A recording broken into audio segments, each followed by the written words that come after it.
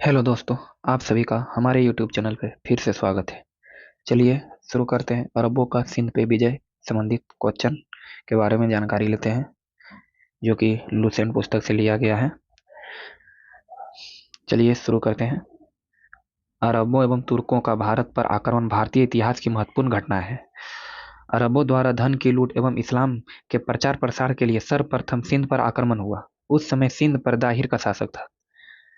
किसका था? दाहिर का शासन था। इसमें अरब पहले मुसलमान आक्रमणकारी थे जिन्होंने भारत पर आक्रमण किया। मकरान के मरु प्रदेश समतली मार्ग से ही वे सिंध में प्रवेश करने में सफल हुए थे।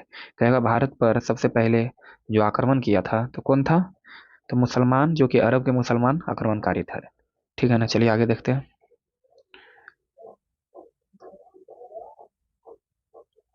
हालांकि सिंध विजय के बावजूद अरब आक्रमणकारी भारत में उस प्रकार का साम्राज्य नहीं बना पाए जैसा कि उस समय उन्होंने एशिया, अफ्रीका और यूरोप के विभिन्न भागों में बनाया। इस प्रकार भारत पर अरबों का कोई अस्थायी प्रभाव स्थापित नहीं हो सका।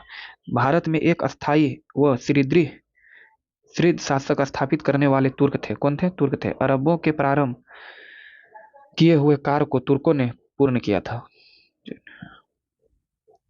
ये देखते हैं भारत में मुस्लिम सत्ता की स्थापना के संबंध में देखते हैं। 636 से 638 में पहला और सफल अरबी आक्रमण हुआ था। मोहम्मद बिन कासिम 612 से, नहीं सॉरी, 712 से 720, कहेगा 711 में सबसे पहले किसने किया था आक्रमण? उबैदुल्ला, याद रखिएगा। ठीक है ना, कौन? उबैदुल्ला। पहला सफ पहला सफल अरबी आक्रमण राजा दाहिर के विरुद्ध हुआ था। ये सफल आक्रमण था, लेकिन उबैदुल्ला जो था 711 में और सफल आक्रमण किया था। ठीक है ना। उसके बाद सुबुतगिन, जो कि 977 से 997 ईस्वी का था। पहला तुर्क आक्रमण सिंध शासक जयपाल के विरुद्ध हुआ था। महमूद गजनवी 998 से 1030 तक 17 बार आक्रमण किया था। और मोहम्मद गोरी ये 998 से 1030 तक भारत में मुस्लिम साम्राज्य का वास्तविक संस्थापक माना जाता है। देखते हैं आगे। शमसुद्दीन इल्तुतमिश, जो कि 1210 से 1236 तक भारत में तुर्की शासक का वास्तविक संस्थापक इसी माना जाता है। ठीक है ना, आगे देखते हैं। अरब अरब आक्रमण के स्रोत देखते हैं। ठीक है ना। चाचनामा सिंध पर आक्रमण चाचनामा सिंध पर अरब आक्रमण का सर्वाधिक प्रभावी स्रोत है। मूलतः यह पुस्तक मोहम्मद बिन कासिम के किसी अज्ञात सैनिक या सेवक द्वारा अरबी में लिखी गई थी। बाद में चाचनामा को मोहम्मद अली बिन अबू बकर कुफी ने नसरुद्दीन कुवाचा के समय फारसी में अनुवाद किया था। ठीक है ना। बिला दूरी की पुस्तक किताब फुलुत अल बलदान, जो कि 9वीं शताब्दी की रचना है में सिंध पर अरब आक्रमण की जानकारी मिलती है इस पुस्तक से। देखते हैं। मीर मोहम्मद मासूम अकबर के दरबार में थे कि तारीख ए सिंध से भी अरब आक्रमण की जानकारी मिलती है। ठीक है ना। भारत में अरबों का प्रथम आगमन मालाबार तट केरल में व्यापारिक के रूप में हुआ था। अतः भारत में इस्लाम का प्रथम आगमन केरल में न हुआ कि सिंध में है। ठीक है ना। देखते हैं आगे। राम वर्मा कुलशेखर के आदेश पर मलिक बिन दीनार भारत का पहला मुसलमान ने भारत में प्रथम मस्जिद का निर्माण, जो कि 629 में कोडुंगलाकुर केरल में किया था। कोडुंगलाकुर केरल में किया था। सिंध, या सिंध के विषय में पढ़ते हैं। सिंध में राय वंश का शासक था। जब हैनसोंग भारत आया, उसने सिंध में शूद्र शासक को पाया। हर्ष ने अपने कार्यकाल में सिंध पर विजय प्राप्त की थी, लेकिन हर्ष की मृत्यु के उपरांत सिंध स्वतंत्र हो गया था। राय वंश का अंतिम शासक राय साहसी द्वितीय था। कौन था? राय साहसी द्वितीय था। ब्राह्मण मंत्री चाच ने उसके उपरांत उसके राज्य पर अधिकार करके ब्राह्मण वंश का नींव रखी थी। चाच के पश्चात चंदर एवं वह चंदर के बाद दाहिर गद्दी पर बैठा। इसी सिंध राजा दाहिर ने आक्रमण के सिंध आक्रमण के समय अरबों का सामना किया था। 1621 में ठट्ठा के मीर ताहिर मोहम्मद नासियानी ने तारीख ए ताहिरी में लिखी और 1634 ईस्वी में यूसुफ मिराक ने मजहर ए शाहजहानी लिखी, जिसने सिंध के इतिहास की जानकारी मिलती है। जिसमें आगे देखते हैं। सिंध विजय से पूर्व अरबों के असफल आक्रमण। सर्वप्रथम अरबों ने लगभग 636 से 638 ईस्वी के आसपास में मुंबई के निकट थाना को जीतने के लिए खलीफा उमर के समय में असफल आक्रमण किया। 8वीं शताब्दी के प्रथम दशक में इब्न अल अरीहल बिहट्री ने मकरान पर आक्रमण कर अस्थायी कब्जा कर लिया। इसके बाद सिंध की विजय का द्वार खुल गया था। चलिए आगे देखते हैं। इसके पश्चात अरबों ने 711 में उबैदुल्ला के नेतृत्व में किया, परंतु यह आक्रमण भी असफल रहा था। उबैदुल्ला के बाद बुदेल के नेतृत्व में 711 में ही पुनः आक्रमण किया गया, परंतु यह भी एक असफल आक्रमण रहा था। ठीक है। हज्जाज ने इन दोनों सेनापतियों को क्रमशः दाहिर और उसके पुत्र जय सिंह ने परास्त करके मौत के घाट उतार दिया। इसके बाद अल हज्जाज के दामाद एवं भतीजे मोहम्मद बिन कासिम का आक्रमण अत्यंत सफल रहा। अरबों की सिंध विजय विषय में देखते हैं। उमैयद खलीफा, जिसे उमर खलीफा के सेनापति मोहम्मद बिन कासिम भारत पर आक्रमण करने वाला प्रथम अरबी मुस्लिम था। कासिम इराक के शासक अल हजाज का दामाद और एक कुशल सेनानायक था। कासिम ने 17 वर्ष की उम्र में सिंध एवं मुल्तान को जीत लिया। कब, कितना उम्र में? 17 वर्ष की उम्र में। और 712 ईस्वी के युद्ध को रावर का कौन युद्ध कहा जाता है? रावर का युद्ध भी कहा जाता है इस युद्ध को, ठीक है ना, जो 712 में हुआ था। मोहम्मद बिन कासिम के बारे में पढ़ते हैं, जो कि 712 से 715 का नेतृत्व इसका देखते हैं। मोहम्मद बिन कासिम को अल हजाज, जो कि इराक का गवर्नर था, ने सिंध पर आक्रमण हेतु भेजा। इस समय खलीफा वालिद, कौन? खलीफा वालिद। इस समय कासिम की उम्र कितना थी? इस समय खलीफा कौन था? वालिद था। और इस समय कासिम का उम्र कितना था? मोहम्मद बिन कासिम का 17 वर्ष था। देवल अभियान के बारे में देखते हैं। 712 में मोहम्मद बिन कासिम देवल के बंदरगाह पर पहुंचा और उसे घेर लिया। देवल में दाहिर के भतीजे ने इसका डट कर सामना किया, परंतु छली ब्राह्मणों द्वारा कासिम का साथ दिए जाने के कारण देवल में जल्द ही मोहम्मद बिन कासिम को विजय प्राप्त हो गया था। कहता है ना कि गद्दार अपने ही लोग ही होते हैं, वही देखिए इसमें। कासिम ने सर्वप्रथम देवल बंदरगाह, जो कि देवल के मंदिर को मंजानिक या मंगोनेल्स पत्थर फेंकने का अस्त्र तथा नाफ्था आग के गोले से गिराया। मौका नामक देशद्रोही ने कासिम की मदद की थी। कौन? मौका नामक, याद रखिएगा। अम्भी को भारत का पहला देशद्रोही कहा गया। अम्भी ने सिकंदर की सहायता की थी। अम्भी जो है, इसने किसको की थी? सिकंदर को। इसको पहला देशद्रोह का कहा गया, ठीक है ना। देवल से मोहम्मद बिन कासिम नीरून की ओर बढ़ा, जहां बौद्ध भिक्षुकों ने बिना युद्ध किए उसकी अधीनता स्वीकार कर ली। सेवन अभियान, अब देखते हैं सेवन अभियान। सेवन में दाहिर का चचेरा भाई माजरा शासन करता था। यहाँ भी थोड़े बहुत विरोध के बाद कासिम की अधीनता स्वीकार कर ली गई। रावल अभियान देखते हैं।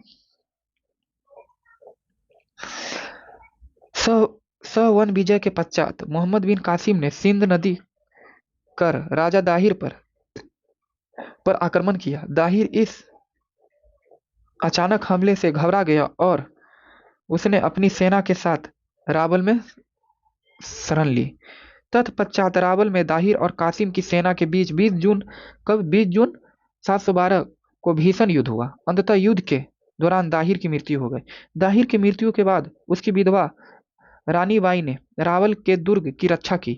कड़े प्रतिरोध के बाद रानी ने जोहर किया यह भारतीय इतिहास में वर्णित जौहर का पहला साक्ष्य है। कहेगा कि भारतीय इतिहास में सबसे पहले जौहर किसने किया था? तो नाम याद रखिएगा, रानीबाई। ठीक है ना। अब देखिए ब्राह्मणवाद अभियान देखते हैं। ठीक है ना। रावल के बाद कासिम ने ब्राह्मणवाद पर आक्रमण किया। यहाँ मोहम्मद बिन कासिम और जय सिंह की सेनाओं के बीच भीषण युद्ध हुआ, जिसमें लगभग 20,000 लोगों की मृत्यु हो गई। कितना हुआ? 20,000 लोग। अंततः परास्त होकर जय सिंह युद्ध भूमि से भाग गया। ब्राह्मणवाद के पतन के बाद मोहम्मद बिन कासिम ने दाहिर की दूसरी विधवा रानी, जो कि लाड देवी, और उसकी दो पुत्री सूर्या देवी और परमल देवी को बंदी बनाया। दोनों पुत्रियों को खलीफा वालिद के पास भेज दिया। लेकिन कहा जाता है कि यही जो दोनों पुत्रियों को भेजा था, इसने चालाकी दिखाई, जो कि वहां के खलीफा को, वालिद को कहा था कि आपको तो झूठा खाने मिल रहा है। तो आप समझ सकते हैं, जो कि इसी के कारण जो है कि मोहम्मद बिन कासिम को मृत्यु दे दिया गया था खलीफा वालिद के द्वारा। ठीक है ना। चचनामा के अनुसार दाहिर की पुत्रियां की शिकायत पर खलीफा वालिद ने कासिम की को मृत्यु दंड दे दिया। देखिए लिखा हुआ है ना, आरोर या अलोर अभियान।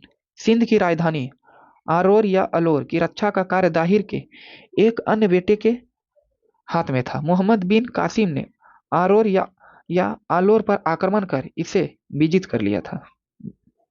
आगे देखते हैं मुल्तान अभियान के बारे में। अब देखते हैं सिंध के बाद कासिम ने कब 713 में मुल्तान को जीता। 713 ईस्वी के प्रारंभ में मोहम्मद बिन कासिम ऊपरी सिंध के मुख्य नगर मुल्तान की ओर बढ़ा। मुल्तान की जीत में अरबों का इतना सोना मिला कि मुल्तान का नाम सोने का नगर रख दिया। मुल्तान कासिम की अंतिम विजय थी। मुल्तान जो है मोहम्मद बिन कासिम की अंतिम विजय थी। कन्नौज अभियान देखते हैं। ठीक है ना। ये कन्नौज अभियान के बारे में।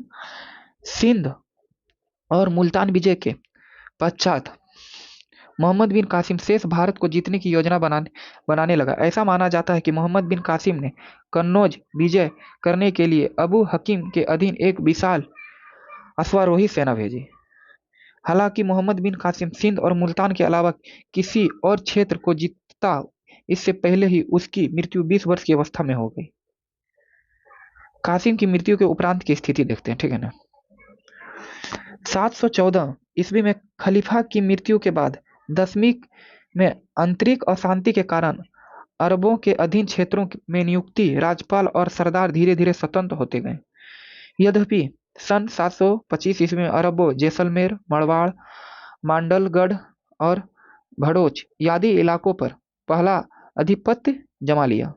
खलीफा हिसाम, जो कि 724 से 743 तक के समय में जुनैद की नियुक्ति सिंध के गवर्नर के रूप में हुई। कालांतर में सिंध के अलावा उसने अन्य भारतीय राज्यों में अभियान कराना चाहा, किंतु नाग भाट प्रथम ने उसे विफल कर दिया। जिस समय अरबी आधुनिक भारत में साम्राज्य विस्तार करने में तत्पर थे, ऐसे समय में दो राजपूती शक्तियों का प्रादुर्भाव हुआ, एक गुर्जर प्रतिहार एवं दूसरा गलहोत। प्रतिहार शासक नागभाट प्रथम ने जैसलमेर, मड़वाड़, मांडवगढ़ से अरबों को खदेड़कर जालोर में प्रतिहार राज की नींव डाली और बप्पा रायडे, जो कि गलहोत वंश के संस्थापक हैं, ने चित्तौड़ दुर्ग पर अधिकार कर लिया, जो कि 734 ईस्वी में मेवाड़ में गलहोत वंश की वर्चस्व स्थापित हुआ था। कब हुआ था? 734 ईस्वी में। नागभट्ट प्रथम ने अरबों को पश्चिमी राजस्थान और मालवा से खदेड़ दिया। बाबा ने यही कार्य मेवाड़ और उसके आसपास के प्रदेश में किया। दोनों राजपूती वंशों ने अरबी आक्रमण को सिंध क्षेत्र में आगे नहीं बढ़ने दिया। 9वीं शताब्दी के अंत में सिंध से खलीफाओं का नियंत्रण पूर्णतः समाप्त हो गया।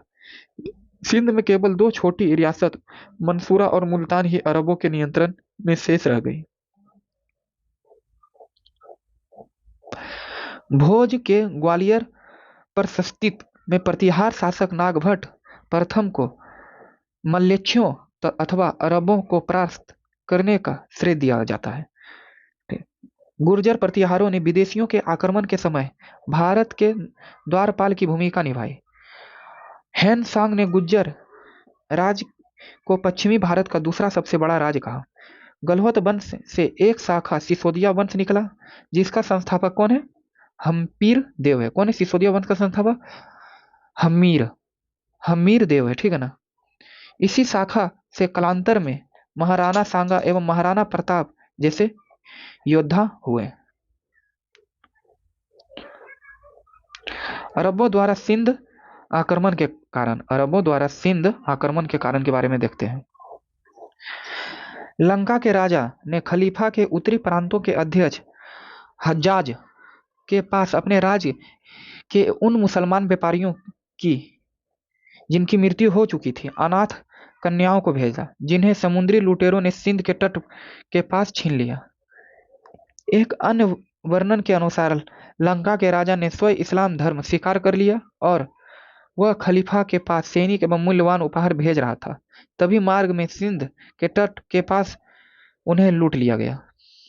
खलीफा ने अपने प्रतिनिधियों को भारत से दासियों एवं अन्य वस्तुओं को खरीदने के लिए भेजा, जिन्हें दाहिर के राज्य के मुख्य बंदरगाह देवल में पहुंचने पर समुद्री लुटेरों ने लूट लिया। परिणामतः सिंध के राजा दाहिर ने से खलीफा ने क्षतिपूर्ति की मांग की, परंतु दाहिर ने इस मांग को अस्वीकार कर दिया। अंततः खलीफा ने सिंध पर आक्रमण का निर्णय लिया। नेक्स्ट, वास्तव में अरबों की सिंध विजय का कारण इस्लाम धर्म का प्रचार प्रसार एवं धन लूटने का दृढ़ निश्चय था। ऐसा इसलिए क्योंकि भारत पर आक्रमण से पूर्व वह अफ्रीका और यूरोप के विशाल क्षेत्रों को अपने अधीन कर चुके थे। सिंध विजय के प्रभाव देखते हैं, ठीक है ना। प्रभाव सिंध विजय के प्रभाव के संबंध में लेनलूप ने कहा, कौन? लेनलूप ने कहा कि सिंध को अरबों ने विजित तो किया, किंतु यह विजय ऐतिहासिक और इस्लाम धर्म की घटना मात्र ही रही। यह एक प्रभाव रहित विजय थी। अरबों ने अपने सिंध निवास के दौरान यह अनुभव किया कि भारतीयों अद्भुत योग्यता रखते हैं। भारतीयों को प्रभावित करने के स्थान पर अरब निवासी खुद उससे प्रभावित हुए। अरब विद्वानों ने ब्राह्मणों और बौद्ध भिक्षुकों से दर्शन, ज्योतिष, गणित, चिकित्सा, रसायन शास्त्र आदि की शिक्षा ग्रहण की और उसे आत्मसात किया। माना जाता है कि 8वीं शताब्दी में खलीफा मसूर ने अरब विद्वान अपने साथ ब्राह्मण गुप्त द्वारा रचित ब्राह्मण सिद्धांत और हर्ष द्वारा रचित खंडन खंड खाद अरब ले गए, जहां भारतीयों की सहायता से उनका अरबी भाषा में अनुवाद कराया। पंचतंत्र का अनुवाद अरबी भाषा में कालीला बांदिमना नाम से हुआ, जिनका उल्लेख अल-बरूनी ने किया। पंचतंत्र का फारसी अनुवाद अनवार ए सुहेली नाम से किया गया। किससे किया गया? अनवार ए सुहेली नाम से किया गया। ज्योतिष ज्ञान का अरबों पर अत्यधिक प्रभाव पड़ा। खगोल शास्त्र भी अरबों ने रुचि ली थी। खगोल शास्त्र में भी अरबों ने रुचि ली। शून्य और दार्शनिक सिद्धांत का ज्ञान सीखकर अरबों ने इसे रोमन साम्राज्य में प्रसारित किया। वस्तुतः 9वीं सदी में गणितज्ञ अल-बारिये ने इसे अरब में लोकप्रिय बनाया और 12वीं सदी में ईसाइयों माठवासी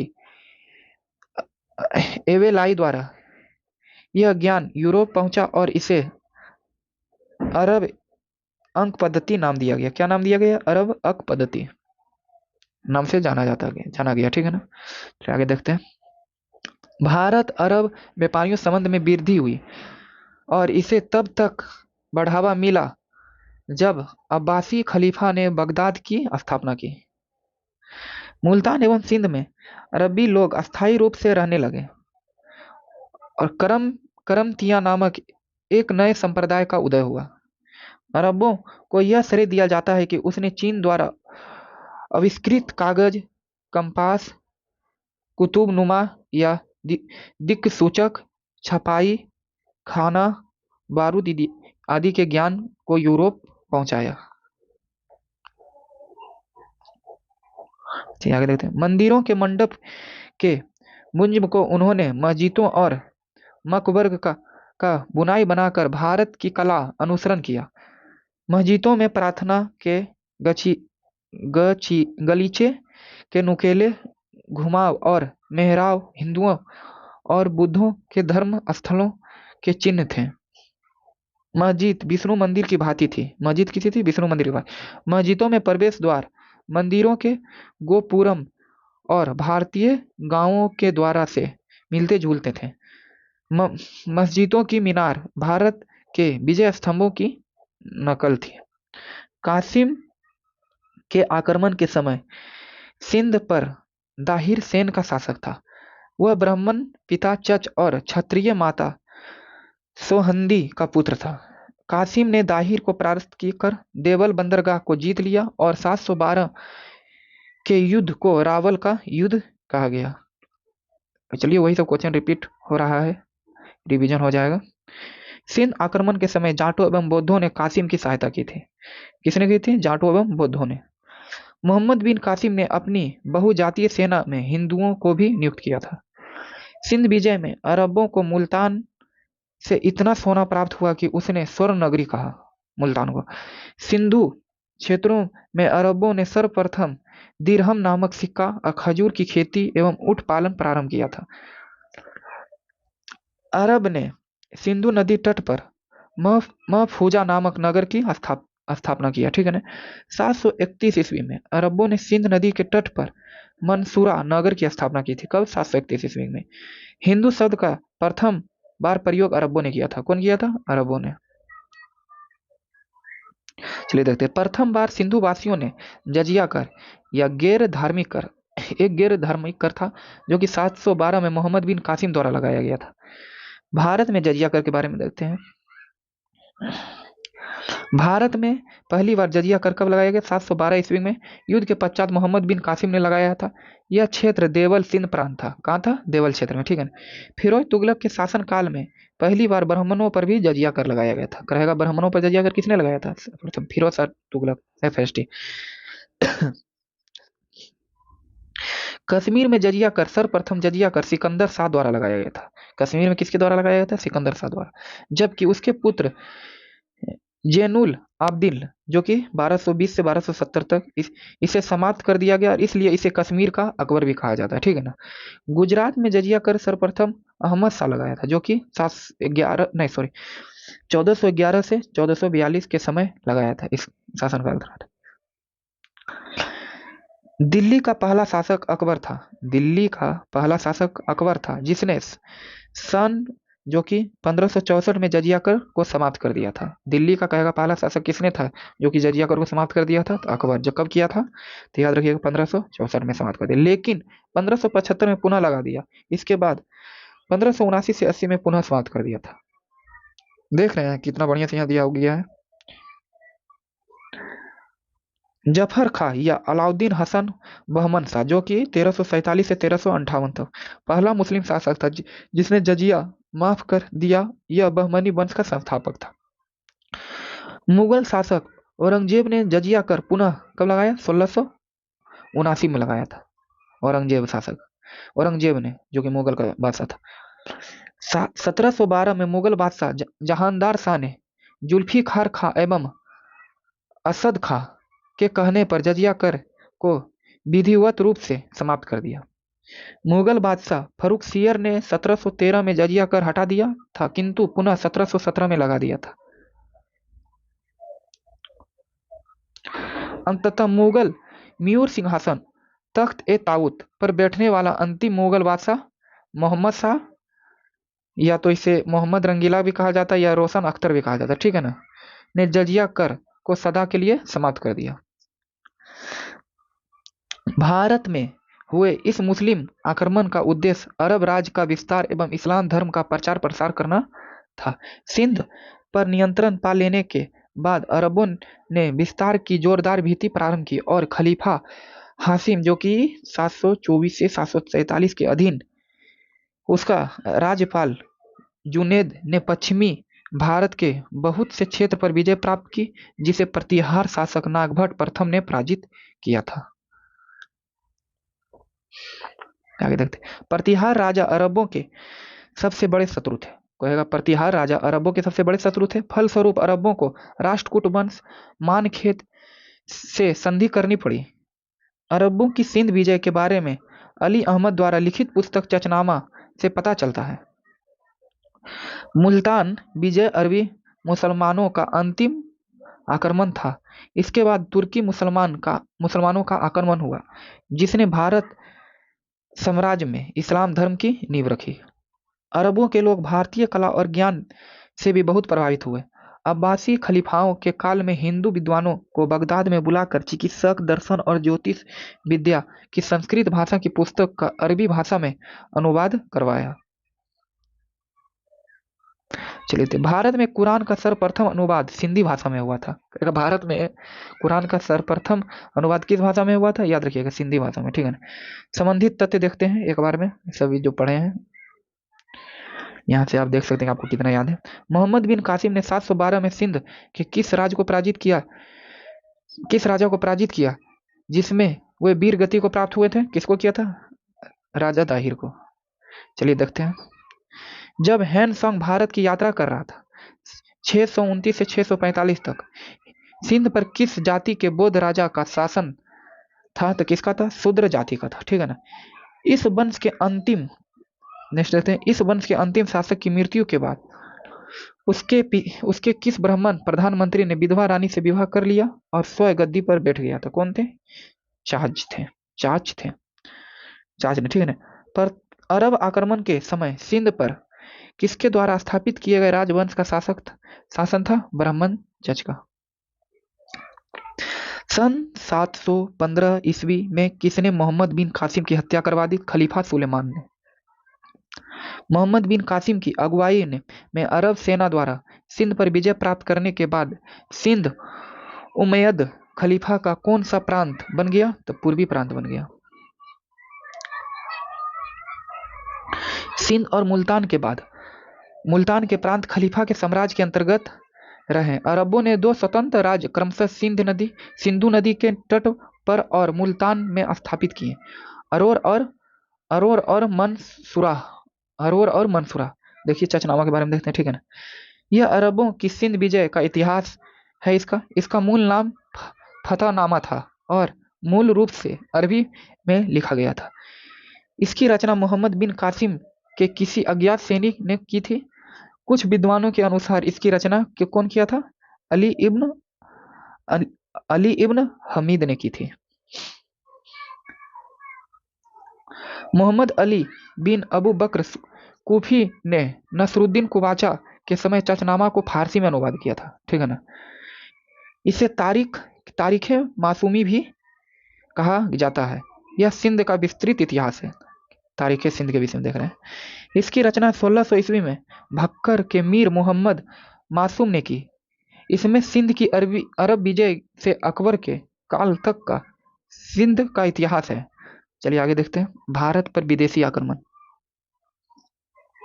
भारत पर पहला विदेशी आक्रमण करने का प्रयास 550 ईस्वी पूर्व में ईरानी सम्राट साइरस, जो कि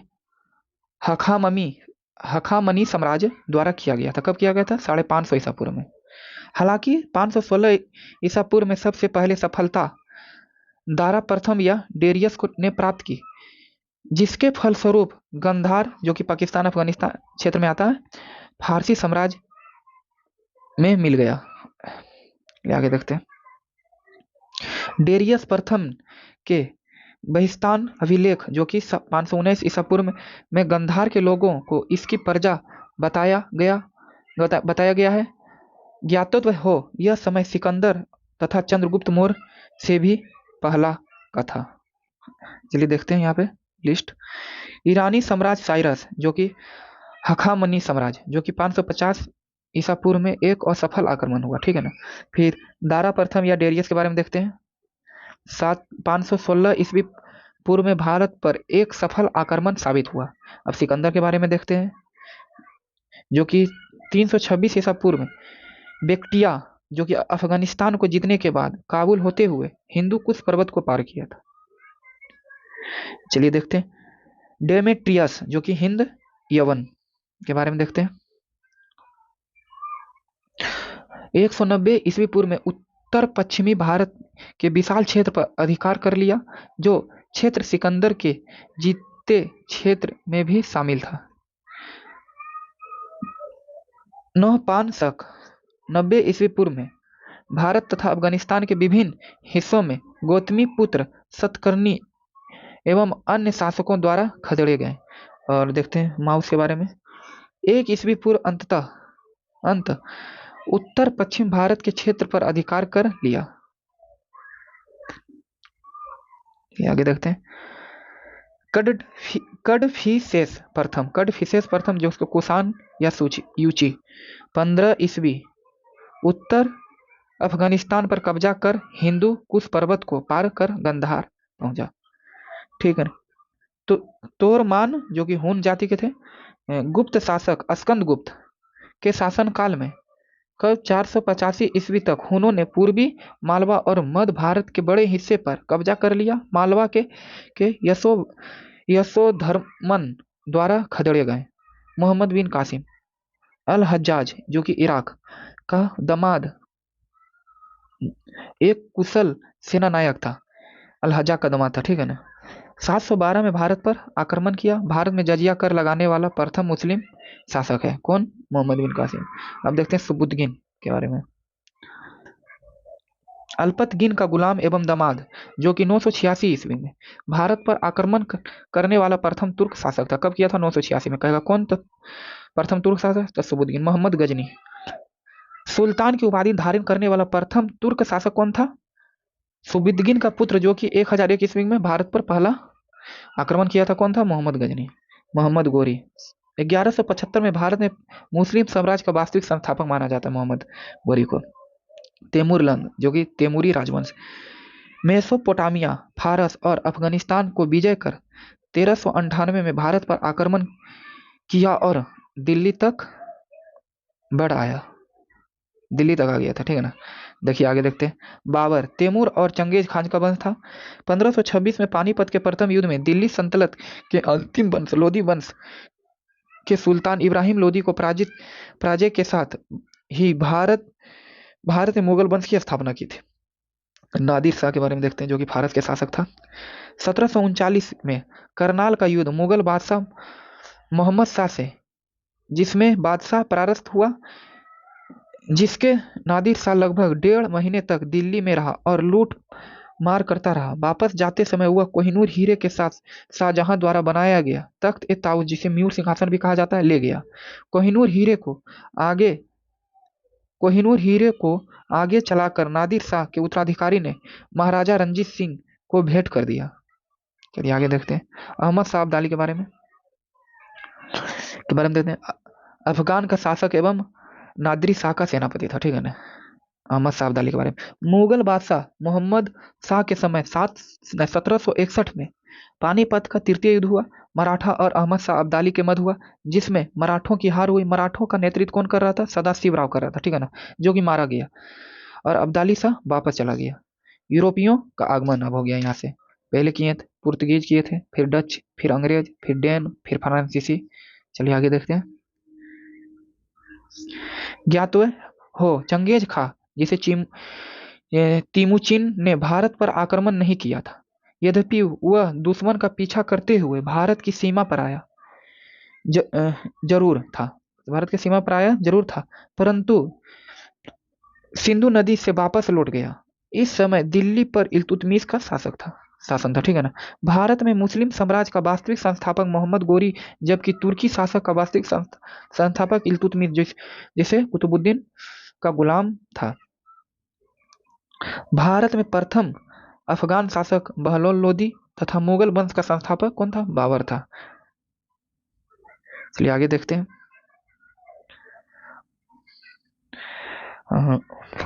15-16 सदी के मध्य में भारत में कई यूरोपीय, पुर्तगाली, स्वीडिश, फ्रांसीसी, अंग्रेज, डच का आगमन हुआ, परंतु यह आक्रमण नहीं था, इसका उद्देश्य व्यापार करना था। चलिए आगे देखते हैं। कालांतर में भारत में अशांतिजनक एवं अव्यवस्थित स्थिति के चलते अंग्रेज अंतिम विदेशी शक्ति बनकर उभरे, जिसने आगे चलकर भारत को 1947 तक शासन किया था भारत में, और 1947 तक शासक किया था। उसके बाद भारत आजाद हुआ था। आप चलिए दोस्तों, ये टॉपिक आज यहाँ यहीं समाप्त होता है। अगला वीडियो आप